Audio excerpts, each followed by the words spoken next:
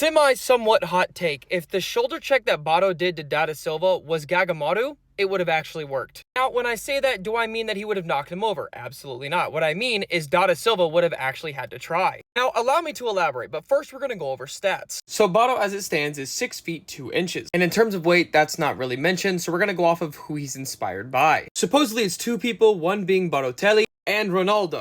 Ronaldo being the heavier of the two at 183. So we can assume Bato is in between that in some way, shape, or form. And Gagamaru is confirmed 6'3". And with him being inspired by the famous goalkeeper Higuita, I think I said his name right, he weighs in at around 173 pounds. And Silva being at least 187 pounds based off of the Hulk. I can't really say his name because I'm going to botch it, but just look it up. Now, you may be asking, well, the weight difference really isn't that severe. Also, Gen Gagamaru weighs less than Bato, so of course he'd win. But that's not entirely the case. Narratively, based off of Blue Lock, have we forgotten Gagamaru fights bears and boars for fun? Now, don't get it twisted. It's not just any kind of bear like a Kodiak bear or a grizzly bear. There are two types of main bear species that you'll find in Japan. The Asiatic black bear or the Isuri brown bear. And just by looking at a map, we can tell that the Wakamaya prefecture is right around here. The biggest city closest to it being Osaka. And the bears in that region would be the Asiatic black bear. Chunky looking things. These little guys can get anywhere from 50 to 200 kilograms in weight.